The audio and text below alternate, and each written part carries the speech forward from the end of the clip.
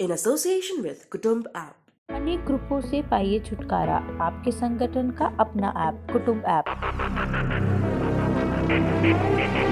Bharat Israel की दोस्ती की चर्चे पूरी दुनिया में है और इसी दोस्ती को और मजबूत करने के लिए भारत के दौरे पर आ रहे हैं इजरायली पीएम नफ्ताली बेनेट। ये जानकारी भारत में इजराइल के राजदूत नाओर गिलोन ने दी। दरअसल साल 2022 में भारत और इजराइल के राजनयिक संबंधों के 30 साल भी पूरे हुए हैं और इस शुभ अवसर पर भारत और इजराइल ने वर्चुअली एक लोगो भी जारी किया और इसी दौरान भारत में इजराइल के राजदूत नाओर गिलोन ने पीएम बेनेट के भारत दौरे की भी पुष्टि की है। उन्होंने बताया कि पीएम नफ्ताली के साथ साथ इजरायली अधिकारियों का एक बड़ा प्रतिनिधिमंडल भी भारत का दौरा करेगा और दोनों देशों के बीच नई टेक्नोलॉजी को लेकर चर्चा भी होगी।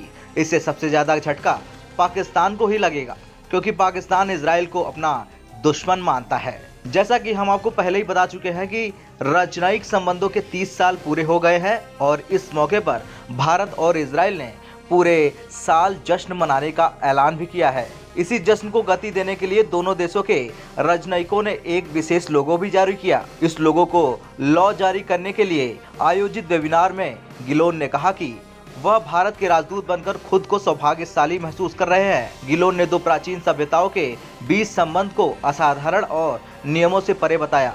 विभिन्न क्षेत्रों में द्विपक्षीय सहयोग को और मजबूत करने को लेकर इजराइल के प्रधानमंत्री और अन्य अधिकारी इस साल भारत यात्रा पर आ सकते हैं। यह हमारी पारस्परिक सफलताओं पर विचार करने और आगामी 30 वर्ष के आपसी संबंधों को निर्धारित करने के लिहाज से यह एक महत्वपूर्ण अवसर है। बता दें कि इजरायली राजदूत ने इस लोगो को तेल अवीव में तैनात भारतीय राजदूत संजीव सिंगला के साथ वर्चुअली माध्यम से जारी किया। इस लोगो में डेविड स्टार और अशोक चक्र शामिल है। ये दोनों प्रतीक दोनों देशों के ध्वज में शामिल है। लोगो में 30 का अंक भी है जो राजनयिक संबंधों के 30 वर्ष पूरे होने को दर्शाता है। वहीं सिंगला ने बयान जारी करते हुए कहा कि साल 2022 द्विपक्षीय रणनीतिक साझेदारी के 5 वर्ष का भी प्रतीक है जो साल 2017 में प्रधानमंत्री मोदी की ऐतिहासिक इजरायल यात्रा के दौरान स्थापित की गई थी।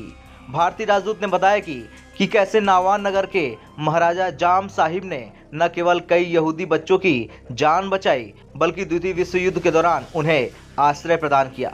खैर, ये कहना गलत नहीं होगा कि भारत और इजराइल के बीच भले ही रिश्ते हमेशा से अच्छे रहे हो, लेकिन पीएम मोदी के कार्यकाल के बाद दोनों देशों के बीच रिश्तों में जो ताजगी आई है वो किसी भी दुश्मन देश को जलने पर मजबूर कर दे। एक दूसरे के हमेशा से सहयोगी रहे दोनों देशों ने दोस्ती की अद्भुत मिसालें पेश की है। ब्यूरो रिपोर्ट, भारत तक।